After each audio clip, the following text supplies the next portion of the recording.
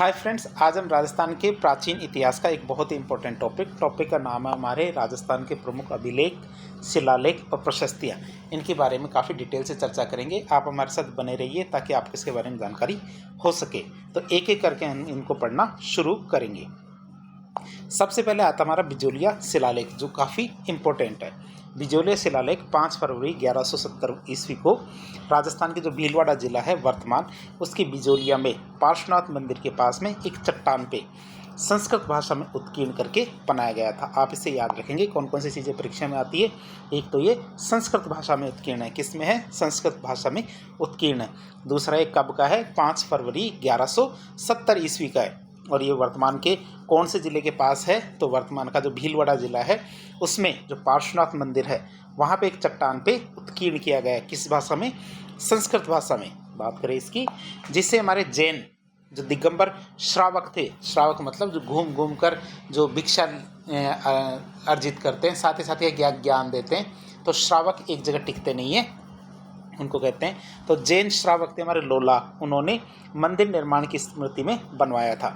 और इसके रचयिता कौन थे? गुणभद्र। परीक्षा में कौन कौन सी चीज़ें पूछी जाती है इसमें से देखिए, जो हमारे जैन श्रावक थे लोलाक, इन्होंने इनकी मंदिर की स्मृति में इसको बनवाया था। और इसके रचयिता कौन थे? हमारे गुणभद्र। बात करें इस अभिलेख की, जो ये शिलालेख है हमारा बिजोलिया शिलालेख, तो यह शिलालेख 12वीं शताब्दी के, जो 12वीं सदी है उसके राजस्थान की धार्मिक, सामाजिक, भौगोलिक और राजनीतिक स्थिति के साथ साथ सांभर और अजमेर के जो चौहान हैं इनके बारे में बहुत ही महत्वपूर्ण जानकारी देता है। तो आप इसे याद रखेंगे कि 12वीं शताब्दी के जो राजस्थान की धार्मिक स्थिति, सामाजिक, भौगोलिक और जो राजनीतिक स्थिति है, ये तो इसके बारे में इससे में पता चलता है। साथ ही साथ हमारे सांभर और अजमेर के जो चौहान हैं उनके बारे में भी इससे जानकारी मिलती है। इसमें हमारे चौहानों को वत्स गोत्रीय ब्राह्मण और वासुदेव चौहान हैं, उनको चौहान वंश का संस्थापक बताया है। आप इसे याद रखेंगे। इसमें कौन सी जानकारी मिलती है? इसमें चौहानों को वत्स गोत्रीय ब्राह्मण और जो वासुदेव चौहान है उसको चौहान वंश का संस्थापक बताया है। उनके द्वारा सांभर झील के निर्माण और जो हमारे अहिछत्रपुर जो वर्तमान नागौर है उसको राजधानी बनाने का उल्लेख भी बताया गया है कि सांभर झील का निर्माण किसने किया। साथ ही साथ क्या नागौर, वर्तमान नागौर है, उससे पहले अहिछत्रपुर कहा जाता था, तो हमारे चौहानों की राजधानी अहिछत्रपुर या नागौर को बताया था।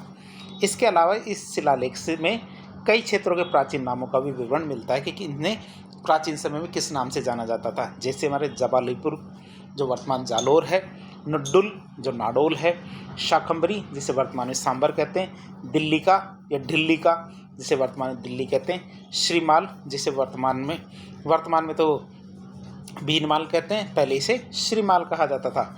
वर्तमान में मांडलगढ़ है, पहले मंडलगढ़ कहा जाता था। वर्तमान में जिसे बिजोलिया कहते हैं, पहले विंध्यवली, और जो हमारे वर्तमान में नागदा है तो नागर्द। तो ऐसे कई क्षेत्रों के बारे में इस शिलालेख से जानकारी मिलती है कि प्राचीन समय में इसे किस नाम से जाना जाता था। अगला शिलालेख आता हमारा मानमोरी का शिलालेख।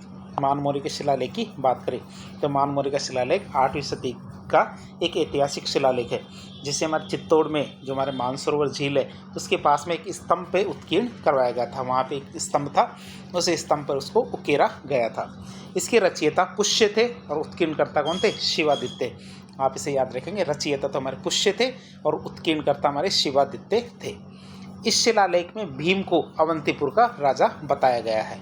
आप इसे याद रखेंगे, जो हमारे भीम थे, तो भीम ये हमारे पांडव वाले भीम नहीं है, ये दूसरे भीम है, आप इसे याद रखेंगे। तो इस शिलालेख में भीम को अवंतीपुर का राजा बताया, जिसे हमारे कर्नल टोड अपने साथ इंग्लैंड ले जाते समय जहाज का संतुलन बिगड़ने के कारण समुद्र में डुबो देते हैं। आप इसे याद रखेंगे। जब मानमोरी का शिलालेख है तो हमारे कर्नल जेम्स टोड जब इंग्लैंड जा रहे थे तो ये मानमोरी का शिलालेख अपने साथ लेके जा रहे थे, लेकिन जहाज का अचानक संतुलन बिगड़ जाता है तो उन्हें भारी वस्तुओं को समुद्र में फेंकना पड़ता है। उसमें एक हमारे मानमोरी का शिलालेख भी था, लेकिन जो हमारे कर्नल जेम्स टोड थे वो इस मामले में स्मार्ट निकले।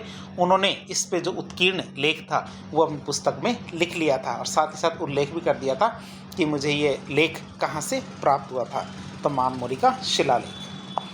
अगला आता हमारा अपराजित का लेख। अपराजित के लेख की बात करें तो अपराजित का लेख सन 661 ईस्वी में राजस्थान के उदयपुर जिले के नागदा गांव के पास में स्थित जो हमारा कुंडेश्वर मंदिर है उसकी दीवार पर अंकित है। आप इसे याद रखें। अपराजित का शिलालेख कहाँ से? हमारे 661 ईस्वी में राजस्थान का जो उदयपुर ज़िला है, उदयपुर ज़िले के नागदा गांव के पास में एक कुंडेश्वर मंदिर है, उसकी दीवार पे अंकित है, जो विशेष रूप से हमारे 7वीं सदी के जो मेवाड़ है उसका इतिहास और गोहिल राजवंश की प्रारंभिक राजनीतिक और धार्मिक व्यवस्था की प्रामाणिक जानकारी देता है। क्या? हमारे अपराजित का शिलालेख। फिर आता हमारा गोठ मांगलोद का शिलालेख। क्या? गोठ मांगलोद का शिलालेख की बात करें तो गोठ मांगलोद का शिलालेख सन 608 ईस्वी में राजस्थान के नागौर जिले के गोठ मांगलोद गांव में जो हमारे दधीमती माता का मंदिर है वहां पे अंकित किया गया था। कब? 608 ईस्वी में, जिसके अनुसार इस मंदिर के आसपास का क्षेत्र प्राचीन काल में दाहिमा क्षेत्र कहलाता था। आप इसे याद रखेंगे, इस मंदिर के आसपास का क्षेत्र पहले किस नाम से जाना जाता था? हमारा दाहिमा क्षेत्र। फिर आता हमारा गंभीरी नदी के पुल का लेख। बात करें हमारे गंभीरी नदी के पुल के लेख की तो गंभीरी नदी के पुल का लेख के अनुसार दिल्ली के सुल्तान जो हमारे अलाउद्दीन खिलजी थे, उन्होंने चित्तौड़गढ़ विजय के बाद में जो उन्होंने चित्तौड़गढ़ विजय की थी अलाउद्दीन खिलजी ने 1303 में, तो आप इसे याद रखेंगे 1303 में जो चित्तौड़गढ़ विजय की थी, उसके बाद वहाँ की प्रसिद्ध जो गंभीरी नदी पर उन्होंने एक मजबूत पुल का निर्माण करवाया था। और इसके बारे में जानकारी कहाँ से मिलती है हमें? गंभीरी नदी के पुल के लेख से। अगला हमारा शिलालेख आता है देलवाड़ा का शिलालेख। देलवाड़ा का शिलालेख की बात करें तो देलवाड़ा का शिलालेख सन 1439 ईस्वी में लिखा गया था, जिसमें उस समय मेवाड़ क्षेत्र में व्यापार और विनिमय के लिए जो प्रचलित एक मुद्रा थी, मुद्रा का नाम था टंक। टंक याद रखेंगे, मुद्रा का नाम था टंक, जो उससे बाद में अपभ्रंशित होते होते इसे टंका कहा गया था। तो शुरुआत में इसे टंक कहा जाता था। तो इसका उल्लेख हमें मिलता है। किससे मिलता है हमें ये उल्लेख? हमारे देलवाड़ा के शिलालेख से। फिर आता हमारा कुंभलगढ़ का अभिलेख। कुंभलगढ़ के अभिलेख की बात करें हम, कुंभलगढ़ का अभिलेख 1460 ईस्वी में राजस्थान के राजसमंद जिले के कुंभलगढ़ दुर्ग में स्थित जो हमारा कुंभश्याम मंदिर है, जिसे वर्तमान में मामादेव मंदिर भी कहा जाता है। तो हमारे कुंभश्याम मंदिर में 5 शिलाओं पर उत्कीर्ण किया गया है। आपसे याद रखें कितनी शिलाएं हैं? 5 शिलाएं हैं जिस पे इसको उत्कीर्ण किया गया है, जो हमारे मेवाड़ के महाराणाओं की वंशावली को विशुद्ध रूप से जानने का एक बहुत ही महत्वपूर्ण साधन है। कौन सा? हमारा कुंभलगढ़ का अभिलेख। डॉक्टर गौरीशंकर ओझा के अनुसार इस अभिलेख के रचयिता हमारे कवि महेश थे, जिसमें हमारे मेवाड़ के संस्थापक बप्पा रावल को विप्र वंशीय ब्राह्मण बताया गया है। जो हमारा कुंभलगढ़ का अभिलेख है इसमें हमारे क्या बताया गया है? बप्पा रावल को विप्र वंशीय ब्राह्मण। इसके अलावा यह अभिलेख विशेष रूप से हमारे महाराणा कुंभा की जो उपलब्धियां हैं, उनके सैन्य विजय, सेनाओं के अभियान के मार्ग और उनके द्वारा करवाए गए जो हमारे ऐतिहासिक निर्माण हैं, उनकी विस्तृत और प्रामाणिक जानकारी देता है। कौन सा? हमारा कुंभलगढ़ का अभिलेख। आगे आता हमारा आमेर का लेख। आमेर के लेख की बात करें तो आमेर का लेख सन 1612 में, आप इसे याद रखेंगे, आमेर का लेख कब लिखा गया? सन 1612 में इसको उत्कीर्ण करवाया गया था, जो विशेष रूप से हमारे आमेर के कछवाहा राजवंश के इतिहास और उनकी वंशावली के बारे में बहुत ही महत्वपूर्ण जानकारी देता है। इस ऐतिहासिक अभिलेख में जो हमारे कछवाहा शासक है उनको रघुकुल तिलक मतलब भगवान राम के वंशज कह के संबोधित किया गया था। साथ ही साथ इसमें देखें तो राजा मानसिंह के द्वारा जम्बुआय रामगढ़ दुर्ग के निर्माण करवाए जाने का उल्लेख भी हमें आमेर के लेख से ही मिलता है। ये जानकारी हमें यहाँ से मिलती है। अगला अभिलेख आता हमारा कौन सा? कणसवा का लेख। कणसवा के लेख की बात करें तो कणसवा का अभिलेख सन 738 ईस्वी में राजस्थान के कोटा के पास में जो कणसा गाँव है, जो कणसवा गांव है, वहाँ पे एक शिवालय है। तो कणसवा शिवालय भी कहते हैं जिससे, शिवालय मतलब शिव मंदिर, वहाँ पे उत्कीर्ण करवाया गया था। कब? 738 ईस्वी में, जो विशेष रूप से हमारे मौर्य शासक धवल और मौर्य राजवंश के इतिहास की सबसे महत्वपूर्ण जानकारी प्रदान करता है। कौन सा? कणसवा का अभिलेख। राजस्थान में केवल 2 ही ऐसे मुख्य अभिलेख मिले हैं जिनसे मौर्यों का राजस्थान से सीधा संबंध और उनके शासन का प्रमाण सिद्ध होता है, जिनमें कोटा का एक तो ये हमारे कणसवा का अभिलेख है, दूसरा हमारा चित्तौड़गढ़ का पुठोली का अभिलेख है। ये केवल 2 ही अभिलेख है जिनसे हमें पता चलता है कि मौर्य का राजस्थान से भी संबंध था, मौर्य राजवंश था उसका। फिर आता है हमारा घोसुंडी शिलालेख। घोसुंडी शिलालेख की बात करें तो घोसुंडी शिलालेख 2री शताब्दी ईस्वी पूर्व में मतलब 200 से 150 ईस्वी पूर्व में राजस्थान में जो नगरी है जो वर्तमान चित्तौड़गढ़ के पास है, तो नगरी के निकट घोसुंडी गांव में ब्राह्मी लिपि और संस्कृत लिपि में उत्कीर्ण करवाया गया था। आप इसे याद रखेंगे, 2री शताब्दी ईसा पूर्व का है घोसुंडी शिलालेख। और कहाँ है? चित्तौड़गढ़ के जो नगरी के पास में क्या है? हमारे एक घोसुंडू गाँव है। क्या? घोसुंडी गाँव है। तो घोसुंडी गाँव में ब्राह्मी लिपि और संस्कृत लिपि आप इसे याद रखेंगे। दोनों लिपियों के बारे में, संस्कृत और ब्राह्मी, तो दोनों लिपियों में इसको उत्कीर्ण करवाया गया था, जिसे सबसे पहले पढ़ने का श्रेय हमारे D.R. भंडारकर को जाता है। ये शिलालेख राजस्थान में वैष्णव, जो हमारे भागवत संप्रदाय है, इससे संबंधित सबसे प्राचीन लिखित प्रमाण है, जिसमें गजवंश के पराशरी पुत्र जो सर्वतात है उसके द्वारा अश्वमेघ यज्ञ करवाने और संकर्षण मतलब बलराम और वासुदेव मतलब श्री कृष्ण के पूजा स्थल के चारों ओर पत्थर की चार दीवारी मतलब प्रकार बनवाने का जो ऐतिहासिक उल्लेख है वो भी हमारे घोसुंडी शिलालेख से ही मिलता है। वर्तमान में ये अमूल्य ऐतिहासिक दस्तावेज कहाँ है? राजस्थान के उदयपुर संग्रहालय में। आप इसे याद रखेंगे। घोसुंडी शिलालेख आपको देखने को कहाँ मिलेगा? उदयपुर संग्रहालय में। फिर आता हमारा नगरी का शिलालेख। नगरी के शिलालेख की बात करें तो नगरी का शिलालेख 2री शताब्दी ईसा पूर्व में राजस्थान की नगरी जो चित्तौड़गढ़ है वहाँ से प्राप्त हुआ था, जो हमारे ब्राह्मी और संस्कृत भाषा में उत्कीर्ण किया गया है। प्राचीन इतिहास और धार्मिक संदर्भों में समान होने के कारण घोसुंडी शिलालेख और नगरी शिलालेख को राजस्थान में जुड़वा शिलालेख भी कहा जाता है। क्यों? क्योंकि प्राचीन इतिहास देखो चाहे धार्मिक संदर्भ देखो, दोनों में लगभग सेम सी बातें ही लिखी गई हैं। घोसुंडी लेख की तरह यह बहुत ही महत्वपूर्ण नगरी का शिलालेख वर्तमान में राजस्थान के उदयपुर संग्रहालय में रखा गया है। दोनों के दोनों अभिलेख कहाँ रखे हैं? अभी वर्तमान में हमारे उदयपुर संग्रहालय में इसको रखे गए हैं। फिर आता हमारा चीरवा का शिलालेख। चीरवा के शिलालेख की बात करें तो चीरवा का शिलालेख सन 1273 ईस्वी में राजस्थान के उदयपुर जिले के चीरवा गांव के एक मंदिर के जो बाहरी द्वार है वहाँ पे उत्कीर्ण करवाया गया था। तो चीरवा का शिलालेख कहाँ? हमारे 1273 में लिखवाया उत्कीर्ण करवाया गया। कहाँ पे? राजस्थान के उदयपुर जिले के जो चीरवा गांव है, तो चीरवा गांव के एक मंदिर के बाहरी द्वार पर इसको उत्कीर्ण करवाया गया था, जो मुख्य रूप से हमारे 13वीं सदी के जो राजस्थान के राजनीतिक, सांस्कृतिक, धार्मिक और सामाजिक जो स्थिति है उसका सजीव चित्रण करता है। किस समय की? 13वीं सदी के। आप इसे याद रखेंगे। चीरवा के शिलालेख से हमें 13वीं सदी के बारे में पता चलता है। इस ऐतिहासिक शिलालेख में मेवाड़ के गुहिल वंश के प्रारंभिक शासक जैसे हमारे बप्पा रावल और जो उनके उत्तराधिकारी थे उनकी महत्वपूर्ण उपलब्धियों की जानकारी मिलने के साथ साथ उस समय के जो समाज है उस समाज में प्रचलित जो सती प्रथा है उसके बारे में भी जानकारी मिलती है। ये हमारा चीरवा का शिलालेख। फिर आता हमारा किराड़ू का लेख। किराड़ू के लेख की बात करें तो किराड़ू का लेख सन 1161 ईस्वी में राजस्थान के किराड़ू जो बाड़मेर में है वहाँ के एक शिव मंदिर में संस्कृत भाषा में उत्कीर्ण करवाया गया था। कब? 1161 में, जो विशेष रूप से परमार राजवंश के इतिहास पर प्रकाश डालता है। किसके बारे में पता चलता है इससे?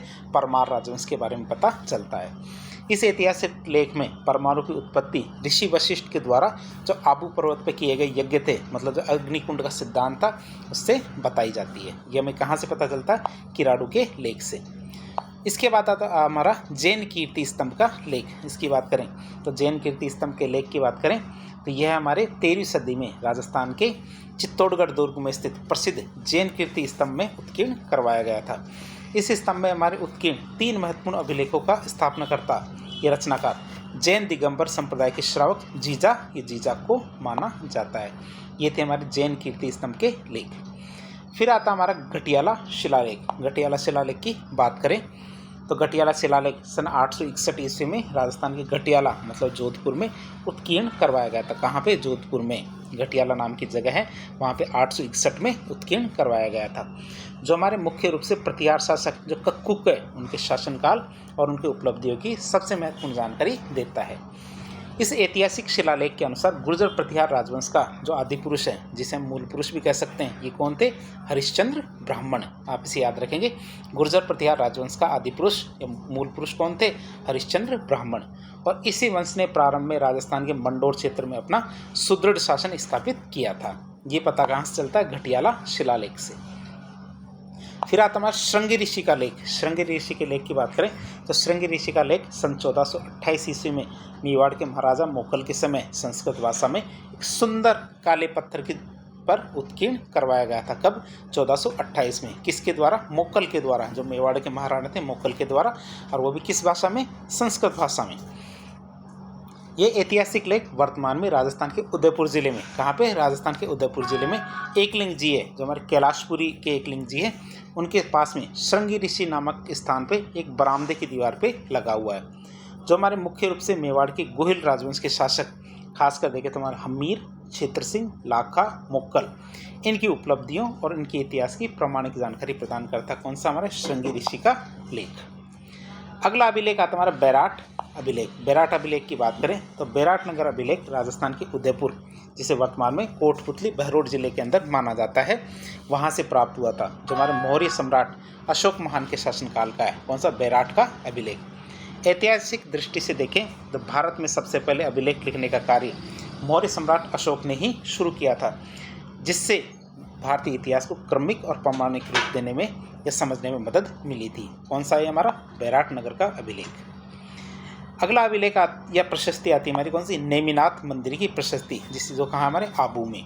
बात करें नेमिनाथ या आबू मंदिर की प्रशस्ति की बात करें तो नेमिनाथ मंदिर की प्रशस्ति सन 1230 ईस्वी में राजस्थान के माउंट आबू के देलवाड़ा, जिसे दिलवाड़ा भी कहते हैं, तो देलवाड़ा गांव में वास्तुपाल और तेजपाल के द्वारा उत्कीर्ण करवाई गई थी। किसके द्वारा? वास्तुपाल और तेजपाल के द्वारा उत्कीर्ण करवाई गई थी, जिसे लूणवसी प्रशस्ति भी कहा जाता है। इसे क्या कहा जाता है? लूणवसी प्रशस्ति भी कहा जाता है। यह ऐतिहासिक प्रशस्ति मुख्य रूप से हमारे आबू के जो परमार वंशी शासक है उनके इतिहास पर प्रकाश डालती है। ये क्या हमारे आबू के जो परमार वंशी शासक है उनके इतिहास पर प्रकाश डालती है, जिसमें हमारे आबू के प्रसिद्ध और प्रतापी शासक जो हमारे धारावर्ष है उनके पराक्रम और शौर्य का भी विस्तृत वर्णन मिलता है। किससे? हमारे नेमिनाथ मंदिर की प्रशस्ति से। फिर आती हमारी रायसिंह प्रशस्ति। रायसिंह प्रशस्ति की बात करें तो रायसिंह प्रशस्ति, जिसे बीकानेर के दुर्ग की प्रशस्ति या जूनागढ़ प्रशस्ति भी कहा जाता है, तो रायसिंह प्रशस्ति बीकानेर के शासक रायसिंह के द्वारा 1594 ईस्वी में राजस्थान के बीकानेर दुर्ग में तो संस्कृत भाषा में उत्कीर्ण करवाई गई थी। रायसिंह प्रशस्ति कहाँ है? हमारे बीकानेर के दुर्ग के पास।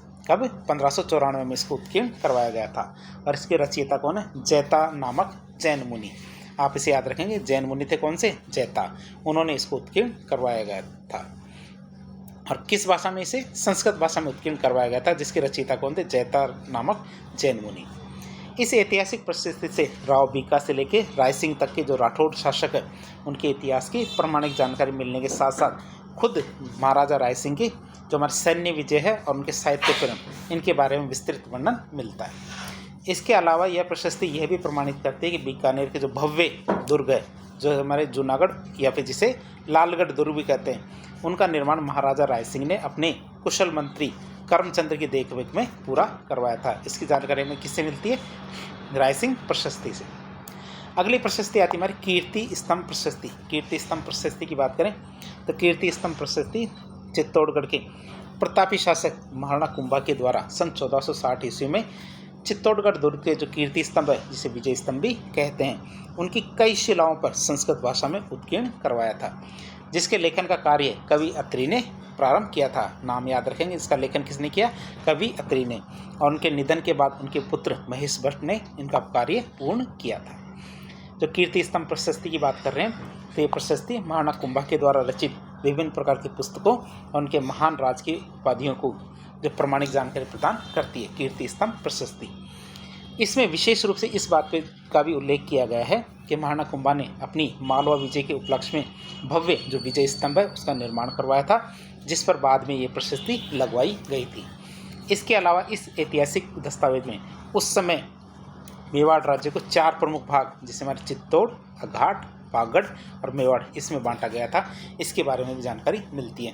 तो 4 कौन से भाग थे हमारे? चित्तौड़, अघाट, बागड़ और मेवाड़। तो 4 भागों में बांटा गया था चित्तौड़ को उस समय। फिर आती है मेरे राज प्रशस्ति। राज प्रशस्ति की बात करें, राज प्रशस्ति जिसे राजसिंह प्रशस्ति भी कहा जाता है, मेवाड़ के शासक महाराणा राजसिंह के द्वारा सन 1676 ईस्वी में राजस्थान के राजसमंद जिले की जो राजधानी, राजसमंद जिले की जो राजसमंद झील है, वहाँ की 9 चौकी पाल पर महाकाव्य के रूप में संस्कृत भाषा में उत्कीर्ण करवाया गया था। कहाँ पे? हमारा राजसमंद जिला है, तो राजसमंद जिले में राजसमंद झील है, वहाँ की एक 9 चौकी पाल है, वहाँ पे संस्कृत भाषा में इसको उत्कीर्ण करवाया गया था। कब? 1676 में। बात करें इसकी, जो हमारे काले पाषाणों की, काले पत्थर है संगमरमर के, तो काले पाषाणों की शिलाओं पर अंकित विश्व की सबसे बड़ी प्रशस्ति है या फिर विश्व की सबसे बड़ा अभिलेख हमारे राज प्रशस्ति को माना जाता है। तेलंग ब्राह्मण जो हमारा रणछोड़ भट्ट है, उनके द्वारा रचित इस ऐतिहासिक दस्तावेज से मेवाड़ के सिसोदिया वंश के इतिहास की प्रामाणिक जानकारी मिलती है, जिसमें हमारे विशेष रूप से महाराणा अमर सिंह मुगल मतलब उस समय के मुगल तिमार जहांगीर उनके मध्य हुई ऐतिहासिक संधि और प्रसिद्ध घेवर माता का मंदिर का भी उल्लेख मिलता है। किससे? राज प्रशस्ति से। इसके अलावा यह महत्वपूर्ण ऐतिहासिक तथ्य भी उजागर करती है कि राजसमंद झील का निर्माण मुख्य रूप से प्रजा के लिए अकाल राहत कार्य के उद्देश्य के रूप में किया गया था। अगली प्रशस्ति आती है हमारे हर्षनाथ प्रशस्ति। हर्षनाथ प्रशस्ति की बात करें तो सन 973 ईस्वी में, जो हमारे विक्रम संवत 1030 है, तो हमारे 973 ईस्वी में राजस्थान के सीकर जिले में स्थित ऐतिहासिक हर्षनाथ के जो शिव मंदिर है वहाँ पे उत्कीर्ण करवाई गई थी हर्षनाथ प्रशस्ति, जो मुख्य रूप से हमारे शाकंभरी के चौहान राजवंश के प्रारंभिक इतिहास, इनकी वंशावली, उपलब्धियों की अत्यंत महत्वपूर्ण जानकारी देती है। कौन सी? हर्षनाथ प्रशस्ति। इस प्रशस्ति के अनुसार देखें, मतलब हर्षनाथ प्रशस्ति के अनुसार देखें तो हर्षनाथ के इस भव्य मंदिर का निर्माण एक शैव संत अल्लट या भावरक्त के द्वारा करवाया गया था। इसके साथ ही इस ऐतिहासिक दस्तावेज, यह जो ऐतिहासिक दस्तावेज है राजस्थान की प्राचीन जो भौगोलिक स्थिति पर भी प्रकाश डालता है, जिसमें हमारे प्रसिद्ध वागड़ क्षेत्र को वारगट शब्द संबोधित किया गया था। आप याद रखेंगे, वागड़ क्षेत्र को वारगट शब्द कहा किस में कहा गया था? यह हमारी थी हर्षनाथ प्रशस्ति, सीकर वाली। अगली आती है मेरे रणकपुर प्रशस्ति। रणकपुर प्रशस्ति की बात करें तो रणकपुर प्रशस्ति 1439 ईस्वी में राजस्थान के पाली जिले के रणकपुर गांव में स्थित जो प्रसिद्ध चौमुखा जैन मंदिर है, वहाँ जैन मंदिर के एक स्तंभ पर संस्कृत भाषा में उत्कीर्ण करवाई गई थी, जिसके प्रमुख शिल्पकार और रचयिता कौन थे? देपाक, जिसे दीपा या देवाक भी कहते थे। यह प्रशस्ति मेवाड़ के शासक बप्पा रावल से लेकर महाराणा कुंभा तक के जो शासक हैं उनका विस्तृत वर्णन प्रदान करती है, जिसमें कुंभा की सैन्य विजय और उनके महान उपाधियों का उल्लेख भी किया गया है। इस प्रशस्ति की सबसे अनूठी विशेषता ये है कि इसमें क्या है? बप्पा रावल और कालभोज दो अलग अलग व्यक्ति बताए गए थे। आप इसे याद रखेंगे कि रणकपुर प्रशस्ति से ही हमें पता चलता है क्या कि बप्पा रावल और कालभोज दोनों अलग अलग थे, और गुहिलों को बप्पा रावल का पुत्र बताया है। गुहिलों को क्या? बप्पा रावल का पुत्र दर्शाया गया है। इसके अलावा इस ऐतिहासिक दस्तावेज में जैन श्रेष्ठी धर्णक सेठ का उल्लेख किया गया है, और ये प्रमाणित किया गया है कि महाराणा कुंभा के शासनकाल में इस भव्य चौमुखा मंदिर का निर्माण सेठ धर्णक शाह ने ही करवाया था। फिर आती है मेरी जगन्नाथ राय प्रशस्ति। जगन्नाथ राय प्रशस्ति की बात करें तो जगन्नाथ राय प्रशस्ति 1652 ईस्वी में राजस्थान के उदयपुर जिले में स्थित सबसे प्रसिद्ध जगन्नाथ या जगदीश मंदिर में काले पत्थरों की शिलाओं पर उत्कीर्ण की गई थी, जिसके रचयिता कौन थे? हमारे कृष्ण भट्ट। यह ऐतिहासिक प्रशस्ति मुख्य रूप से मेवाड़ के गुहिल सिसोदिया राजवंश के शासकों की वंशावली और उनकी उपलब्धियों की महत्वपूर्ण जानकारी देती है, जिसमें स्वयं इस भव्य मंदिर के निर्माण के रचित इतिहास का भी उल्लेख किया गया है। किसमें? जगन्नाथ राय प्रशस्ति में। इसके निर्माण के बारे में भी जानकारी मिलती है इसमें।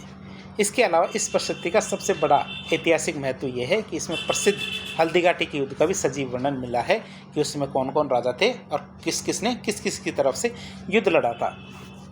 साथ ही महाराणा कर्ण सिंह के जो शासनकाल है, तो महाराणा कर्ण सिंह के शासनकाल के दौरान मालवा के सिरोंज क्षेत्र के विनाश का भी विस्तृत वर्णन इसमें किया गया है, मतलब जो सैन्य अभियान किए गए थे उसका भी वर्णन इसमें किया गया है।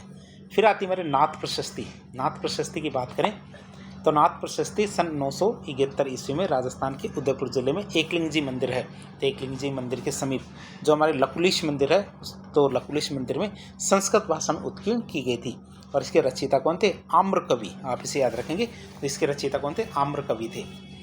यह ऐतिहासिक प्रशस्ति मुख्य रूप से हमारे मेवाड़ के प्रारंभिक इतिहास पर प्रकाश डालती है। जो हमारे नाथ प्रशस्ति है ये मेवाड़ के प्रारंभिक इतिहास के बारे में बताती है, जिसमें हमारे मेवाड़ के संस्थापक बप्पा रावल या बप्पा, प्राचीन नागदा नगर, राजा गुहिल, राजा नरवाहन के शासनकाल और उनकी उपलब्धियों का भी महत्वपूर्ण वर्णन जो हमारे नाथ प्रशस्ति से ही मिलता है।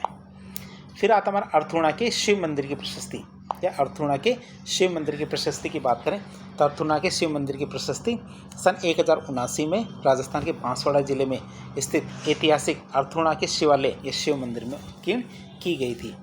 यह महत्वपूर्ण प्रशस्ति मुख्य रूप से हमारे बागड़ क्षेत्र, जो हमारे बांसवाड़ा डूंगरपुर क्षेत्र है, तो बागड़ क्षेत्र के परमार शासकों के इतिहास, उनकी वंशावली, उनकी राजनीतिक उपलब्धियों की जो प्रमाणिक जानकारी प्रदान करती कौन सी? अर्थूणा का शिव मंदिर की प्रशस्ति।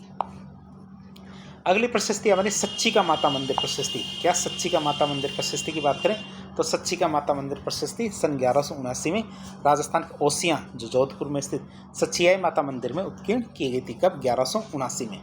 जो हमारे मारवाड़ क्षेत्र के मध्यकालीन इतिहास को समझने में बहुत ही महत्वपूर्ण स्रोत के रूप में काम आती है।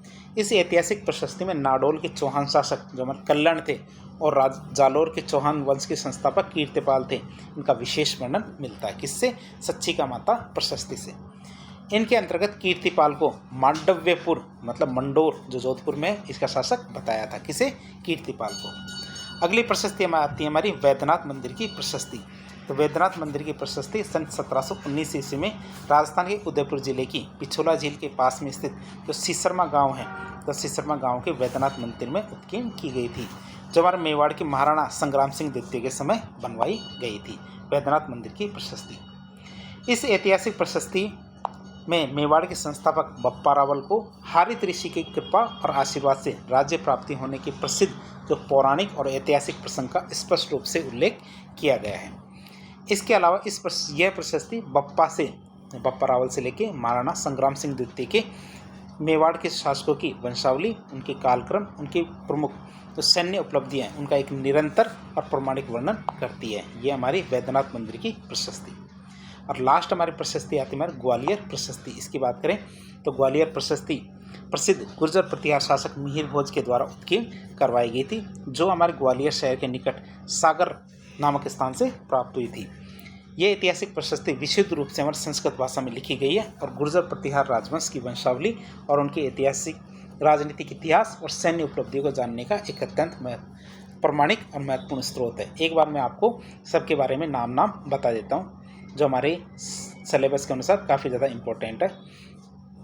एक एक करके इनका नाम बता देता हूँ। पहली हमने पढ़ी थी बिजोलिया शिलालेख, फिर पढ़ा था मानमोरी शिलालेख, तीसरा हमारा अपराजित का शिलालेख, चौथा था हमारा गोठ मांगलोद का शिलालेख, पांचवा हमारा गंभीरी नदी के पुल का लेख, छठा हमारा दिलवाड़ा का शिलालेख, सातवां कुंभलगढ़ का शिलालेख, आठवां हमारा आमेर का लेख, नौवां हमारा कणसवा का अभिलेख, 10वां हमारा घोसुंडी अभिलेख या शिलालेख, 11वां हमारा नगरी का शिलालेख, 12वां चीरवा का शिलालेख, 13वां हमारा किराड़ू का लेख, 14वां हमारा जैन कीर्ति स्तंभ का लेख, 15वां घटियाला शिलालेख, 16वां श्रृंगी ऋषि का लेख, 17वां हमारा बैराट नगर अभिलेख, 18वां हमारा नेमिनाथ मंदिर का प्रशस्ति जो हमारा आबू में है, 19वां हमारा राय सिंह प्रशस्ति, 20वीं हमारी कीर्ति स्तंभ प्रशस्ति, 21वीं थी हमारी राज प्रशस्ति, 22वीं हमारा हर्षनाथ प्रशस्ति, 23वीं हमारे रणकपुर प्रशस्ति, 14वीं थी हमारे जगन्नाथ राय प्रशस्ति, 25वीं हमारी नाथ प्रशस्ति, 26वीं हमारे अर्थोणा के मंदिर जो शिव मंदिर है उसकी प्रशस्ति, 27वीं हमारी सच्चिका माता मंदिर प्रशस्ति, 28वीं हमारे वैद्यनाथ मंदिर की प्रशस्ति और अंतिम 29वीं थी ग्वालियर प्रशस्ति। तो इस तरह एक लेक्चर के जरिए आज हमने जो राजस्थान के प्रमुख अभिलेख, शिलालेख और प्रशस्ति के बारे में काफ़ी डिटेल से जाना। इस प्रकार के इन्फॉर्मेटिव वीडियो देखने के लिए हमारे चैनल से जुड़े। वीडियो यदि पसंद आता तो वीडियो को लाइक करें, चैनल को सब्सक्राइब करें, अपने दोस्तों के साथ शेयर करें। धन्यवाद।